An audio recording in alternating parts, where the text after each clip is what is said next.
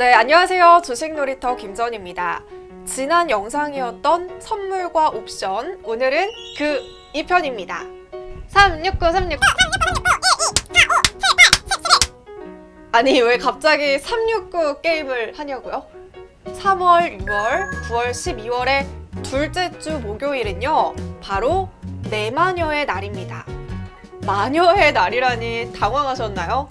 자, 그럼 내 마녀의 날을 설명하기 전에 선물과 옵션 만기일에 대해서 먼저 설명드리겠습니다. 선물과 옵션은요, 주식과는 다르게 만기일이 정해져 있다고 지난 시간에 말씀드렸습니다.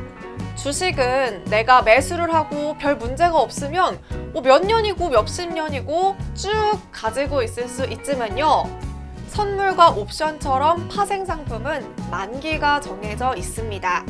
2019년 선물 만기일은 사진과 같이 3월, 6월, 9월, 12월 둘째 주 목요일이고요. 옵션 만기일은 1월부터 12월까지 매달 둘째 주 목요일입니다. 이때 주가지수 선물과 옵션, 개별 주식 선물과 옵션 등이 겹치는 3, 6, 9, 12월을 바로 내 마녀의 날이라고 하는데요. 이날은 주가가 막판에 요동치거나 증시의 변동성이 커서 마녀가 심술을 부린다고 해서 내 마녀의 날이라고 부릅니다. 내 마녀의 날에는 정리 매물이 많이 나오기 때문에요, 지수가 하락하는 경우가 많습니다. 따라서 조금 더 주의가 필요한 날이기도 합니다. 자, 이렇게 선물 시장은요, 주식 시장에 비해서 레버리지가 높습니다. 위험이 굉장히 높다는 뜻이죠. 그래서 주식시장보다 가격 제한폭이 더 좁은데요. 주식시장은 이 가격 제한폭이 상하 30%로 되어 있죠. 하지만 선물시장은 기준가 대비 상하 20%입니다. 자, 이번에는 선물과 옵션에 관련한 용어를 알아볼까요? 증거금이라고 들어보셨나요? 주식 또는 파생상품 거래에서 결제를 이행하기 위한 일종의 보증금을 말합니다. 가격이 불리하게 변동이 된다고 하더라도 결제를 성실하게 이행해라 라고 보증하기 위해서 거래소에 납부하는 건데요. 이 증거금은요, 파생상품에서 자주 사용되고 있습니다. 파생상품, 즉 선물 옵션 거래에서는요, 증권사마다 대부분 다르겠지만 5%에서 15% 내외를 적용하고 있습니다. 선물 가격이 손해될 경우를 대비하기 위해서 증거금을 납부합니다. 증거금은요, 개시증거금, 유지증거금, 마진콜 등이 있습니다. 먼저 개시증거금이란 결제 불이행의 위험을 사전에 제거하기 위해서 고객이 신규로 매매 거래를 위탁하는 경우에 거래 개시 시점에 예치해야 하는 최소한의 증거금 수준을 말합니다.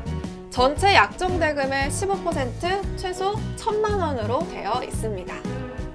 유지 증거금은요, 거래 개시 이후에 고객의 증거금 계좌에 반드시 유지되어야 하는 최소한의 증거금 수준을 말합니다. 자, 선물의 특징 중 하나가 바로 일일 정산을 한다는 건데요.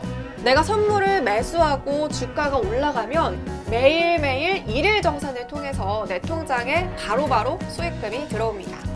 하지만 주가가 떨어지면 떨어진 만큼 내 잔고는 점점 줄어들게 되겠죠? 이때 내 잔고에는 최소한의 유지 증거금이 필요하다는 의미입니다. 마지막으로 마진콜은요, 콜, 전화를 뜻해요.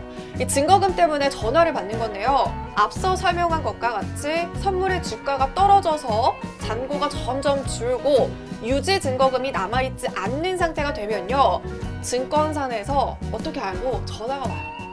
고객님, 증거금이 모자라요. 잔고 확인 좀 해주세요. 라고 하는 게 바로 마진콜입니다. 이때 저는 선택을 할 수 있겠죠. 첫 번째, 그래요? 네, 지금 당장 증거금 납부할게요. 자, 두 번째로는요, 저 돈 없는데 라고 하면 이때는 증권사가 강제로 선물을 청산할 수 있습니다. 증거금에 대한 내용이 나와서 그런데요, 고된 과정 속에서 너무 힘들다고 느껴지면 그건 하루를 바쁘게 살고 있다는 증거고요. 반대로 너무너무 행복하다면 즐거운 삶 속에서 살고 있다는 증거래요. 또 호동호동하게 살이 오른 것처럼 느껴진다면 그동안 좋은 사람들과 맛있는 음식을 먹었다는 증거고요. 월급이 많던 적던 꼬박꼬박 통장에 돈이 들어온다는 것은 소중한 직장이 있다는 증거래요. 와, 저는 이 글을 보고 멍해지더라고요. 조금만 생각을 전환을 하면 이렇게나 나를 편하고 행복하게 할 수 있는데 말이죠. 물론 일상 속에서 이것을 100% 적용하는 건 너무 힘들겠지만요. 그래도 나를 둘러싼 모든 것들 부정적이라고 느끼기보다는 행복하다고 느끼는 게 좋지 않을까요? 자, 이유야 어찌됐던 우리 모두 잘하고 있다는 증거입니다. 네, 지금까지 즐거운 주식 놀이터였습니다. 저희는 다음 시간에 만나요.